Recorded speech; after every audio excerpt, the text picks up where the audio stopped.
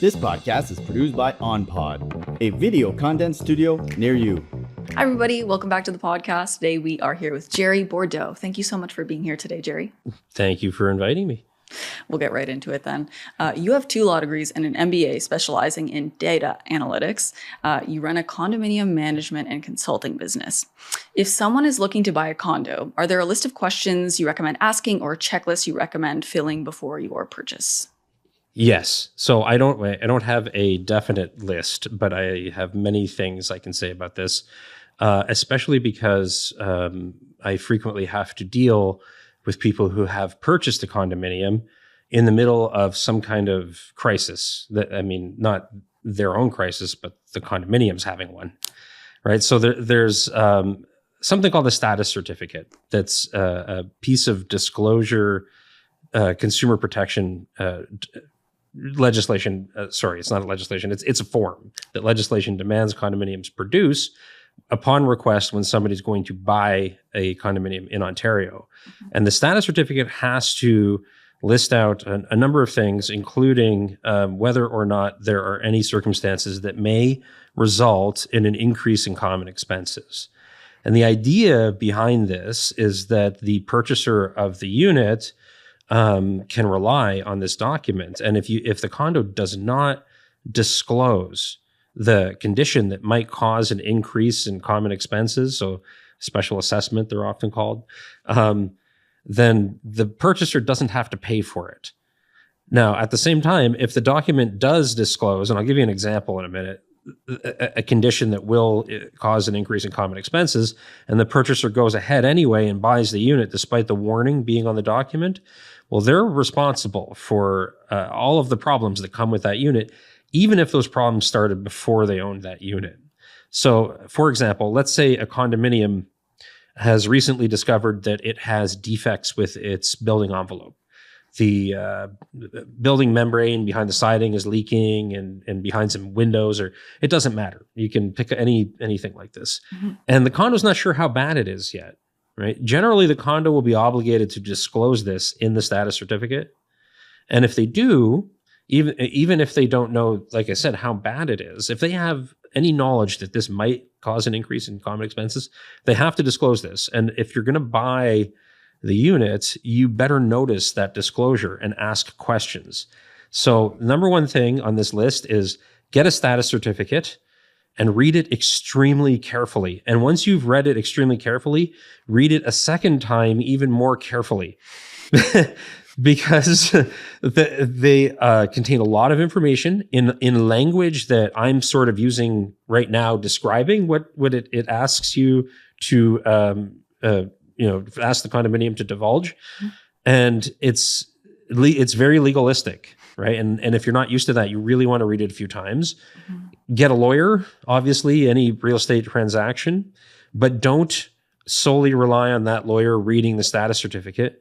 I don't want to, as you know, well, maybe we'll get into, I have great respect for lawyers. I have no problem with them at all.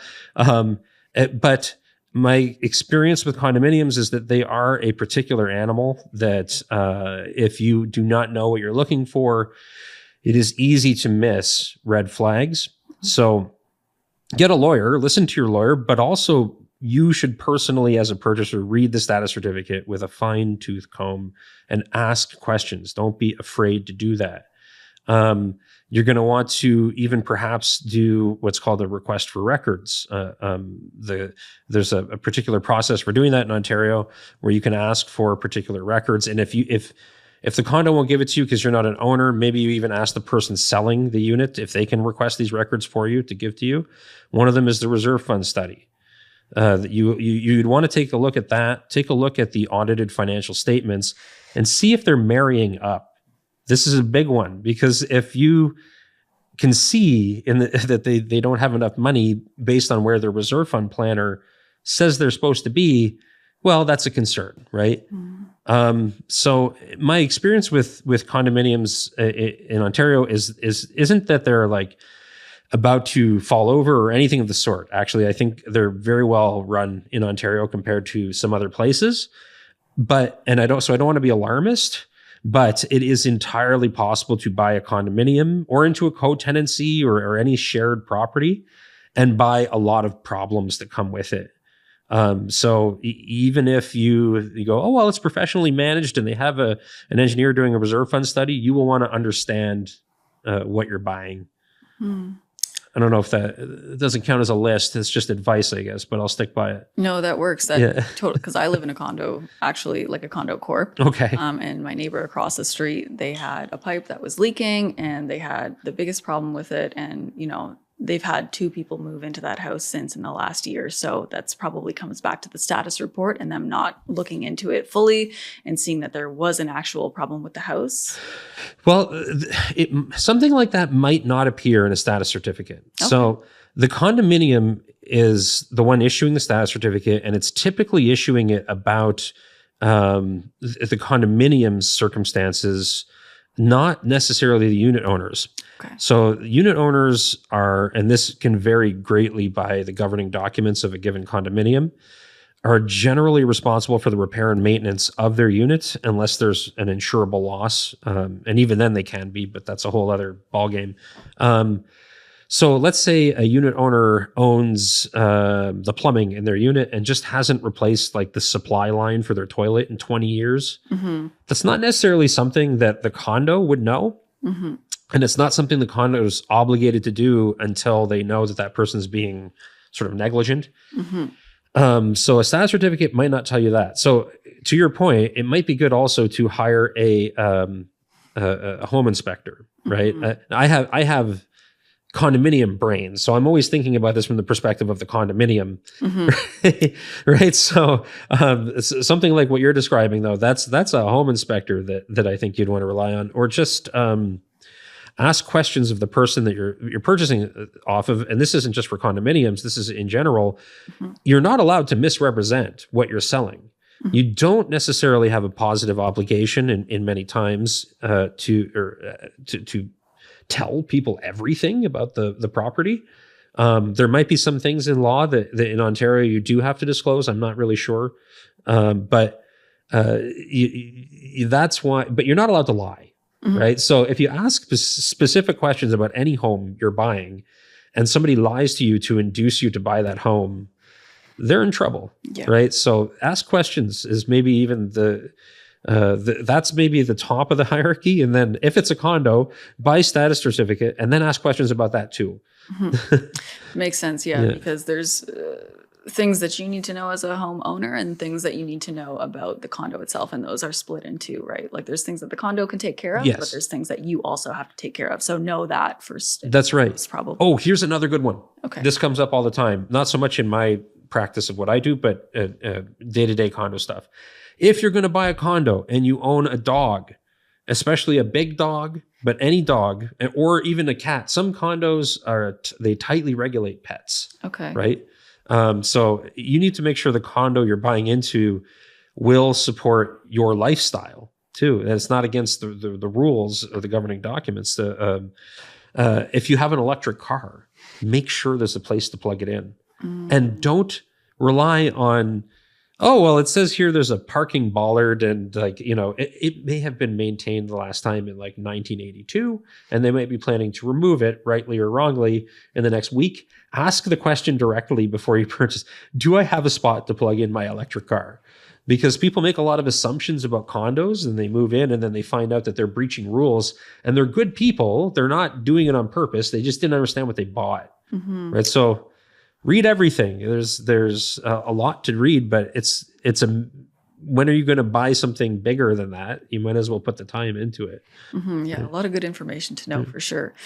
What methods do you recommend for uncovering hidden opportunities within the condominium and property management specter or umbrella? Right. Okay. So there's a few things about this. One, I don't know if we even explained what it is that I do, but maybe better late than never. So my firm, Bourdeau and Company, right now, one of the things we do is we handle condominium files that are very, let's say, complex. Like some of the issues I was describing before, like building envelope issues, you've got a lawsuit over it, that sort of thing. So one thing that I would say there is an opportunity in, I hope, because I'm testing this opportunity, is specialization in condominium management. Up until now, basically a condominium manager is a condominium manager is a condominium manager, and then you have one person managing a condo who is expected to arrange for, the removal of the squirrel that's bothering the neighbor in the utility box 1 minute, and then the next minute they're being examined by a panel of lawyers over an issue worth $9 million. And why would we expect that there's overlap between those two people's experience, desires, personality, capacity, all these different things, right? So I've noticed that other professions, like lawyers, engineers, doctors, pretty much all of the other professions, actually, the ones that are more established, they've been around for a longer time, they specialize, right? Like you would not go to your general practitioner for brain surgery, and nobody thinks that's weird. It would be weird to do that, actually, right? But for some reason, people think condo managers need to do everything, and that's just not realistic for most people. Maybe any person, right? Like everybody, people are all different. There's a whole spectrum of people's abilities. And so I think that if you, I think one opportunity would be to push this idea that everybody can be useful in condominium management if they're put into a spot that aligns with what they want to do and what they're good at doing. And so that's one area of opportunity. But the biggest thing I notice in condominium management or property management in general, actually, is a lack of multidisciplinary knowledge. So by that, which is kind of weird, and I'll explain why. By that, I mean that the industry seems to mostly chug along on momentum and tradition. So people learn to be a condo manager by doing what the previous condo manager did. And then maybe they'll make some slight adjustments for the way they think, like, I'll file this way, not that way, and whatnot. But nobody really, in my experience, and you know what, I'm going to say it's not confined just to condo managers, but this is advice for any professional in a particular sector, but especially ones in the condominium sector in Ontario and the United States, which I also have noticed this issue with. I don't know about the other provinces, ironically, is that everybody has a fairly uniform way of looking at the industry when they're coming up with decisions about how to operate their practice and what advice to give. So rarely does a condominium manager or a condominium lawyer, for example, consult a psychologist about a particular issue with, like, an intractable unit owner or a director who's very difficult to deal with. I have a bit of a background in psychology as well, and I have found it useful in my head to model people's characteristics based on Big Five five-factor personality models. That's something that, like, I have thought about actively pursuing as a maybe an app or something like this for the condominium sector. How can you predict what two people are going to get along? Can you match a manager up with a director based on psychometrics, right?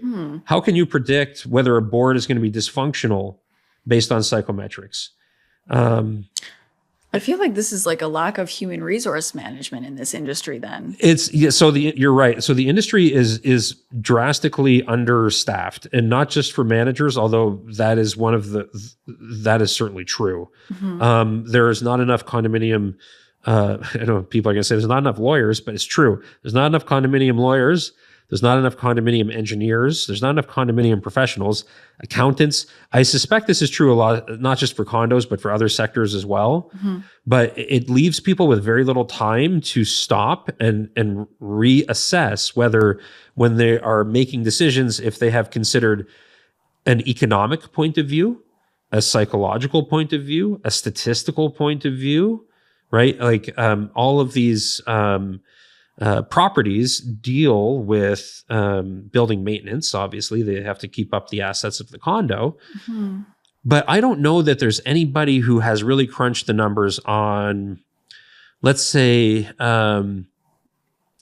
the age of condominiums in Ontario and the quality of the concrete, and whether you can expect, like from different eras, and whether you could expect in your reserve fund plan to have more foundation repairs than, the very next year of condos that were built. Right? Like it would be interesting, considering there are thousands and thousands of reserve fund studies, for somebody to look and see, is there a correlation between, and I'm making this up entirely, condominiums made in 1984 and foundation problems versus ones made in 1985, right? This would allow for better planning. But who's sitting there doing that is the issue. And even before that, there's a meta issue. Who's sitting there thinking about doing that and then deploying somebody to do it? So, yeah, why is there such a lack of, business strategizing in the condo management industry? Or I think so. I think the industry, again, it runs on momentum largely, but also it's very heavily influenced by administrative law, and administrative law is very conservative and more interested in sort of assigning liability, right? Yeah. Specifying minimums and assigning liability based on the minimums. Yeah. And then it's like, okay, we've hit the minimum. Good job. Like the building code is like that. Lots of things are like that. Yeah. We've hit the minimum. So it's not negligent, and that's fine. I'm not saying the condo sector is negligent. Like I said before, actually, I think Ontario's condominium sector is quite well run compared to some other places. And I have nothing but respect for my peers in it. But they're busy and they're hitting those markers. And rarely do I see people exercising a multidisciplinary sort of let's go above and beyond, right? And sometimes this can be attributed to cost sensitivity from condos as well, and I understand that. You don't want to pay for things you don't want. But I think a lot of the time, it's just not thinking out of the box. Okay. So if I was going to give advice to somebody who wants to be a professional in condominiums and they want to actually change things, think about how to marry together all of these different disciplines. Don't just focus myopically on your minimum thing for your field. That's what my next question was going to be, is are there any steps that you can see with all your knowledge right now that can be taken to get a little bit more diversity and momentum going in the right direction when it comes to strategic planning or HR implementation? So what could be done to sort of ameliorate the situation that I'm talking about right now? It's tough. I think the easiest way to do it, or the best way to do it, would be to focus on just educating, because there's no cost. I mean, I know there's opportunity cost, but there's no real cost for people just learning things, right? So I've always said to other managers, I've had to manage other managers on many occasions. My advice is always, this is a thinking person's job, and get interested in stuff, right? So the number one thing is just people taking responsibility for their own education, and don't stop your workday and then think that you've learned everything you can because you've fired off all the emails you're supposed to. Listen to something else about something else not related to condominiums. Like, stop your workday and then do whatever you have to do, and then listen to something about, I don't know, it could be anything really, but listen to something about the history of Europe. Okay, something will come up in that that podcast or the book you're reading or whatever it is you're doing that you're going to think about. Eventually, I can apply that to my job, and this is, at least I find this true. Like, so for example, if you learn something about statistics, it's not strictly necessary, but the next time you're doing a budget, you might make a better budget because you learn something about statistics, right? And so I would just implore people, and not just condo managers either, condo lawyers, engineers, and not to be condescending either. These are all smart people. They're all educated. But I think that as we get older and more entrenched, we don't think as broadly as we could, right? So I think that's the cheapest way to do it is to just get people interested in thinking more broadly about how the condominiums, this whole sector works. Aside from that, I think that, and this might be a little more controversial, but not scandalous or anything. I think people just might not agree. I think administrative burdens on condominiums in Ontario eat up a lot of resources. And so even moving outside of condominiums, administrative burdens that are in society at large that will affect the bottom line for condominiums eat up a lot of resources. So, for example, there are any number of forms the condominiums have to send out now that they didn't have to less than 10 years ago. It's not clear to me that there's been any real benefit from that. There are, in construction, just innumerable rules, many of them necessary, many of them not, that cause construction to be riskier and more expensive. I don't mean riskier like physically, I mean monetarily. Right. So contractors have to charge more to make sure.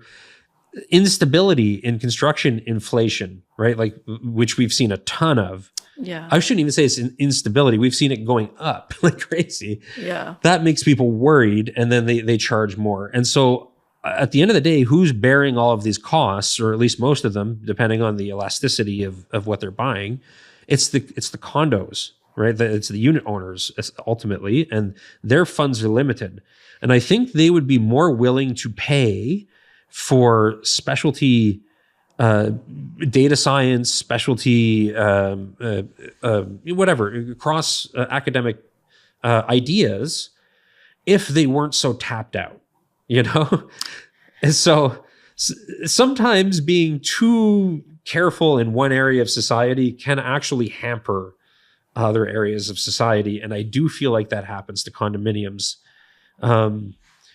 I don't think that's realistic that that's going to happen, though. So that's why I think that it'd be better if people just got self-interested in applying their mental acumen to learning other things. So, right, because it seems like there could be a big job market in this industry, but it all comes down to the manager at that extent, so they can actually make and start creating these positions to be filled. Most managers are just hanging on to their seat for dear life. Okay. And fair enough. There aren't that many condominium managers in Ontario. And so if you are a really exceptional condo manager, you will be very busy too. Like, people are going to want you all the time. And there is opportunity there.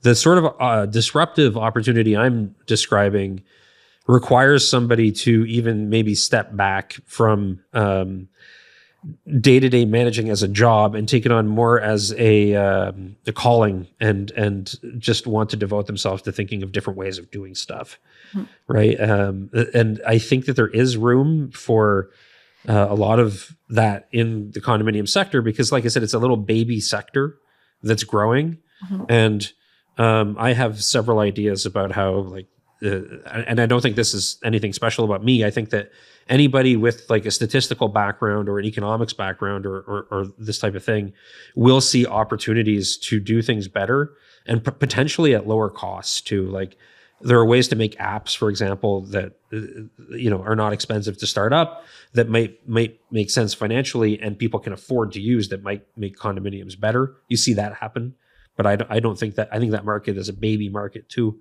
So I don't know if I'm just rambling now, but no, there's a lot of opportunity, it sounds like. I do think there is, yes. Yeah. If somebody can put up with the stress of condominiums, there's a lot of opportunity. Okay, which is great to know, considering the job market right now. A lot of people are on LinkedIn, Indeed.com. They can't find a job. So if you are looking for a job and you're willing to learn and you are stress resistant and not afraid of people, condominiums is actually an excellent way to get employment. great. That's good to know. Yeah. Are there any recent changes in legislation or compliance that property managers or investors should watch out for right now? So there are always different things on the table with condominiums. So, for example, there's always somebody willing to point out a legislative change that they think should happen. and push it forward. And often those people pushing that forward center on similar themes. And I'm not criticizing it either. I'm just, the trend is normally to say, we need reserve fund studies that go past a 30-year mark. We need, for example, a system that perhaps is instituted by the government or at least is regulated by it to do chargebacks for unit owner expenses, stuff like this. So I think that's the general way the wind is blowing, if that's helpful. But if people want, they can actually look up the Condominium Act online and scroll through it, and they'll find all of these grayed out portions of the text. All of those grayed out portions of the text are amendments to the Condominium Act that were passed years ago that have never been proclaimed into force. And any one of them could be proclaimed into force. So there are a number of things in there to do. Well, I won't even start listing. It's a huge number of things. Yeah. So anything in gray, look for that and know that it could happen. It could happen any day. Yeah. Okay, good to know. Yeah. How do statistical analysis support your clients' long-term success? Yeah, right. So obviously I keep mentioning statistics. Here's the biggest thing I think that statistics can do to help somebody on, like, in this sector. There's certainly other sectors where other things could happen, but downturns are not well predicted right now for clients. Sorry, what kind of downturns? Yeah, good question. So we were trucking along in condo land until about, well, I guess when would the lockdowns for COVID have started? 2020 or so. And everybody had their reserve fund studies and we're a bunch of happy condo land people. And then construction went up like 140%. Okay. A lot of people had to pay through the nose for construction projects that were slated to come up during or right after COVID. Some projects ran into trouble because they were happening in COVID, but they were signed before COVID. So the contractor's going, I can't afford to do this at this price. Like literally, I will have to close my shop, right? So we have to renegotiate this or I'm done. And that was brutal. And I couldn't help but think through it that this is not the first time that something like that. It might be the first time that inflation has gone bananas for this particular reason, but it's not the first time that inflation has gone bananas, right? So there's different ways of modeling what will happen in the future, probabilistic models that involve simulations, right? You take data from the past, you re-roll it a bunch of times to see how often that you will generate certain circumstances, and then you assign probabilities to those outcomes. And the modeling in condominiums right now is deterministic. So it's like, you're going to take in this much money each year, and the line looks like this, right? Oh, what line ever looks like that? They don't in real life, right? Exactly. I had to make sure I was angled correctly and I don't want to... It's a straight diagonal line. Yeah.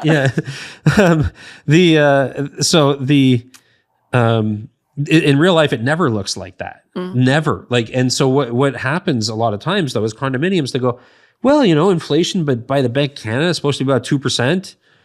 Interest rates, who knows what those are going to be like, and they often offset in the reserve plan. And we know that that's not real. Right. Yeah. So I think that the best way statistics can help people is to cushion bad times and temper good times.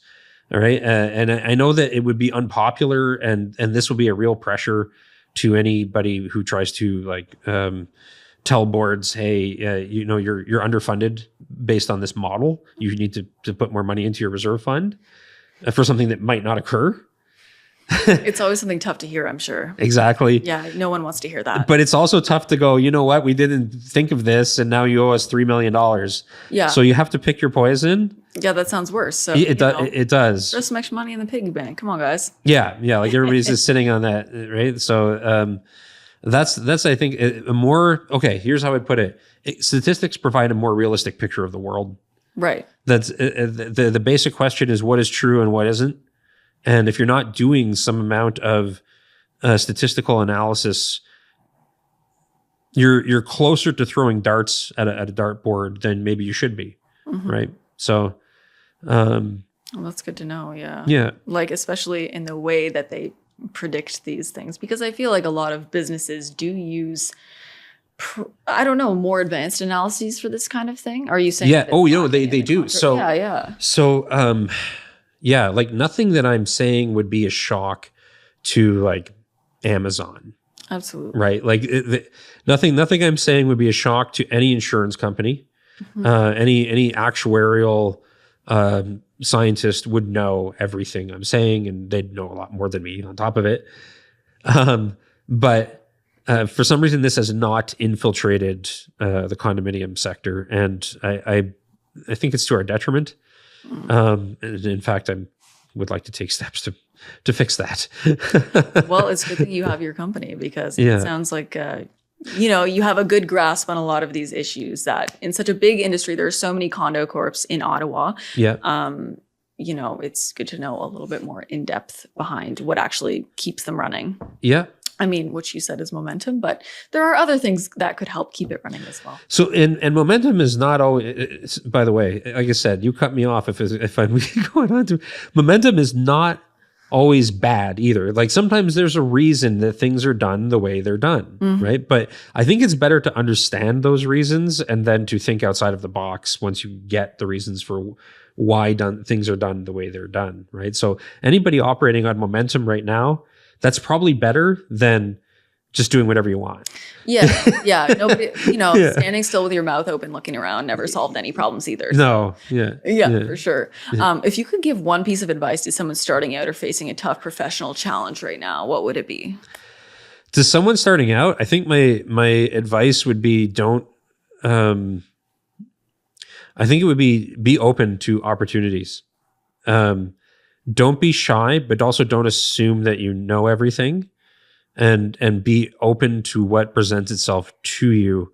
And I'm sort of thinking about myself a little bit. It's just out of personal experience. I'm talking, not any sort of academic source. It's just, I know all of the times that I have developed a niche or an ability, or even if somebody else has that ability, it's because I've been willing to do something unpleasant or something somebody else didn't want to do, or something that's scary. You know what I mean? And I've been open-minded enough to go into it, but also cautious enough to feel like I know when I'm getting in trouble and I need help.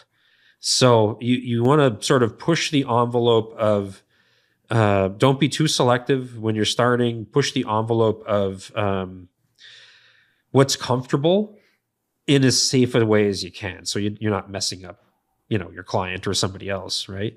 But I don't think it's possible to become successful in anything without doing that. I think that people they get very conservative, like, not, and I don't mean politically, I mean just like risk-wise. They're like scared to mess something up for somebody, and anxiety as is sort of popularly documented as like at an all-time high in society. And I think a lot of that, and I'm talking totally out of school now, this is not something I think a lot of it is just people are scared of messing something up. I've noticed a lot of confidence issues in people, and I think sometimes also being confident comes off as being maybe a narcissist or something, or arrogant, maybe. Or arrogant. That's an even better word. Thank you. And it shouldn't be, right? Like you don't want to confuse these things, because you can be confident and self-aware at the same time. Yeah, and sometimes you need a little bit of criticism to do something better. And it's not a bad thing about you. Like being criticized is not a slight on your personality or even your intelligence. You are totally right. when I was younger, criticism used to bother me a lot more, which maybe is normal when you're younger. I don't know. I actually find criticism extremely helpful now. Like, I'm genuinely thankful when somebody criticizes me. In fact, I often find it entertaining or funny, and I don't mean that in a like I'm laughing at them. I mean I'm laughing at myself. Of course, yeah. No, I completely relate. So I think that what happens sometimes when people starting out, especially if they're younger, too, is I have a tendency to like see a lawyer who's been doing it for 20 years or an engineer or something and assume that person has it totally together and knows everything. And often like that person has only got there to wherever they are through years of messing things up and figuring things out as they go and being adventurous. Right. And so that's the advice I would give to anybody starting in condos or anything is just be confident that you can handle it without being arrogant and know that you will make mistakes and to ask people for feedback as much as you can and just go with the flow because you have probably a lot less control over life than you realize. And so when you get an opportunity, don't sit on the couch. Go take a look. Yeah, sometimes you really need that fear to motivate you too. Yeah. Oh, yeah. Fear is a fantastic motivator. Yeah. Right now, I mean, it's doing good. Unless I'm doing a bad job, and then it's scary? A terrible motivator. Yeah. No. You're not scary. No. Glad to hear it. But thank you so much for your personal insight and your insight on the condo management business in general. Thanks for sitting down with me today, Gerry. It's my pleasure. Thanks for having me.